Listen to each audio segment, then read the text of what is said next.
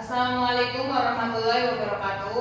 Waalaikumsalam warahmatullahi wabarakatuh. Selamat pagi teman-teman. Pagi. Terima kasih kepada teman-teman yang telah hadir menyempatkan pada hari ini. Perkenalkan, nama saya Anissa Zikriya Mutafiana dengan NIM 56 akan mempresentasikan materi yang telah saya buat. Langsung saja ke materinya.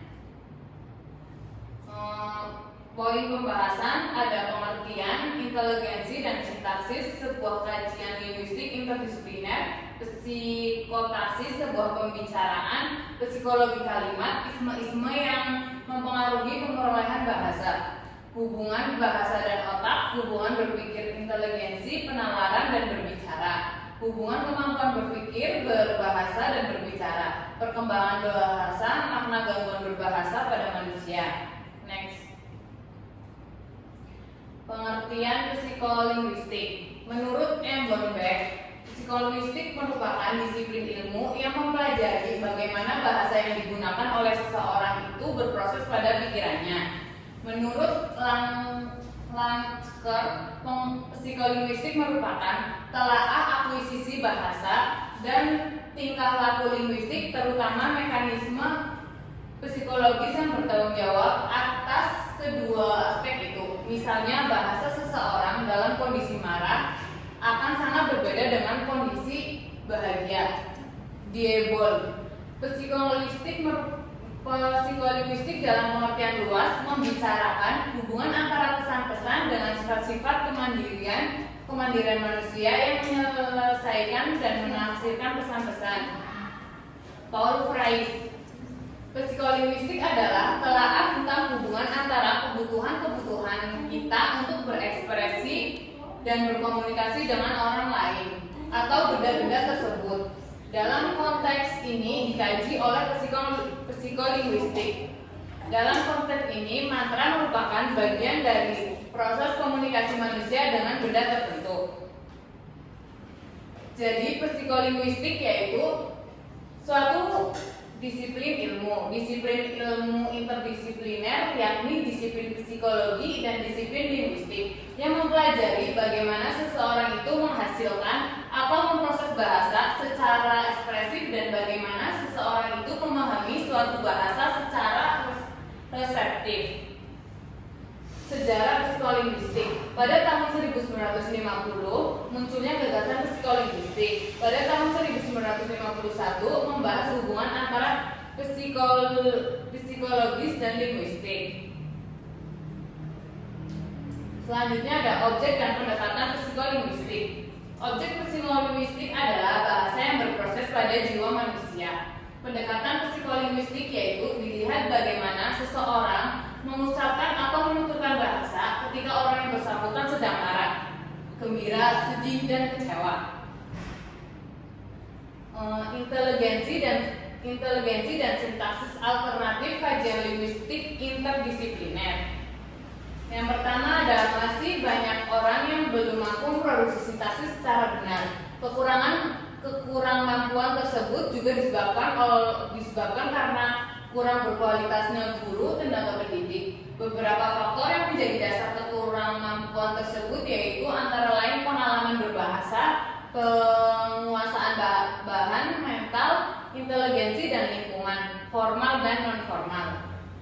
Yang B, keterkaitan bahasa, berpikir dan inteligensi bahasa. Alat berpikir paling efisien dan efektif. Bahasa mempengaruhi pikiran seseorang. Berpikir merupakan suatu aktivitas pribadi untuk menghubungkan pengertian dan pengertian lainnya guna mendapatkan pemecahan-pemecahan terhadap persoalan-persoalan yang dihadapinya. C. Bahasa dengan produk sintaksis. Yang dimaksud produk sintaksis yaitu frasa, klausa, dan kalimat yang dihasilkan oleh seseorang. D. Inteligensi dengan produk sintaksis. Semakin tinggi inteligensi seseorang, semakin ragam formalnya dan sebaliknya. Next. Psikosintaksis sebuah pembicaraan. Membahas seberapa jauh inteligensi dan sintaksis itu memiliki keterkaitan. Yang A, berpikir cerdas. Tidak setiap orang yang mampu menggunakan fungsi pikir dapat dikatakan cerdas.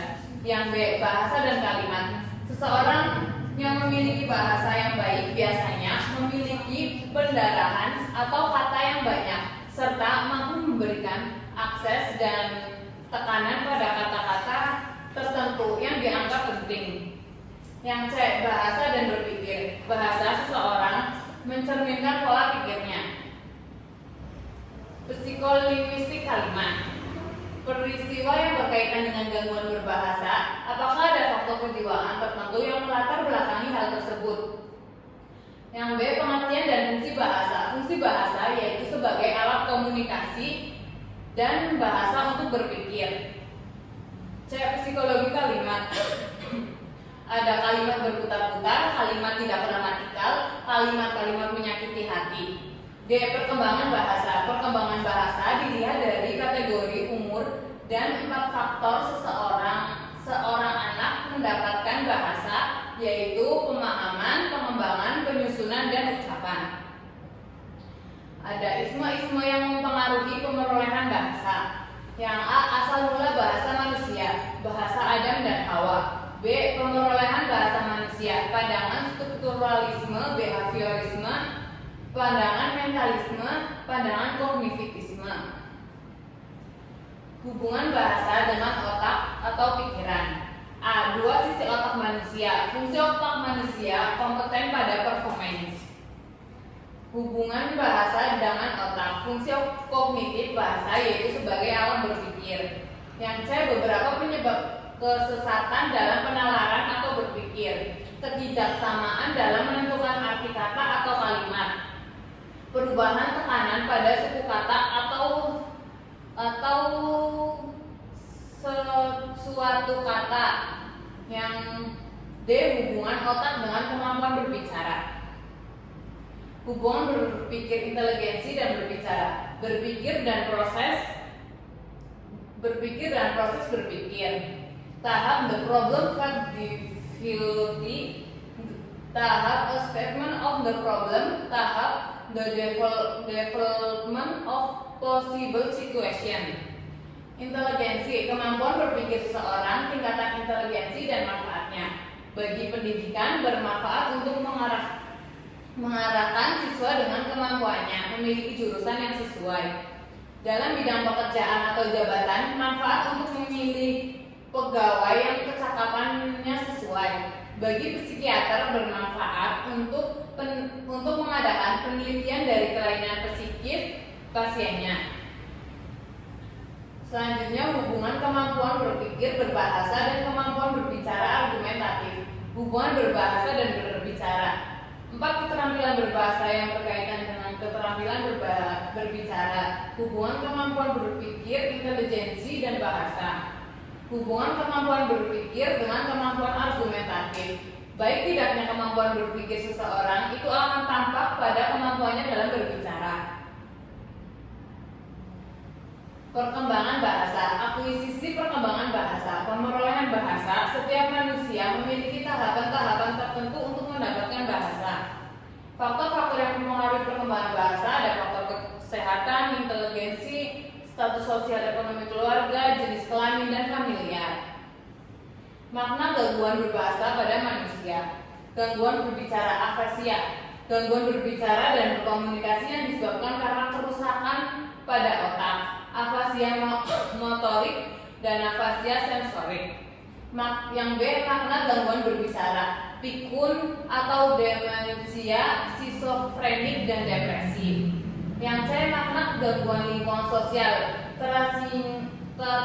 terasingnya seseorang di lingkungannya, yang dimana individu tersebut mengalami gangguan dalam berbicara. Baik, apakah ada yang ingin bertanya? Perkenalkan, nama saya Sarina Putri Utami dengan NIM akhir 39. Izin bertanya kepada Mbak Anissa, bagaimana psikosintaksis berperan dalam proses berpikir dan menyusun makna? Terima kasih. Baik, saya Anarianita Merli dengan NIM akhir 52. Ingin bertanya kepada Mbak Anissa, apa hubungan antara proses kognitif dan pemerolehan bahasa dalam psikolinguistik, serta bagaimana perkembangan perkembangan kognitif memengaruhi kemampuan sintaksis anak? Terima kasih. Baik, terima kasih kepada Mbak Sahrina Putrutami yang mau bertanya. Pertanyaannya, bagaimana psikosintaksis berperan dalam proses berpikir dan menyusun makna?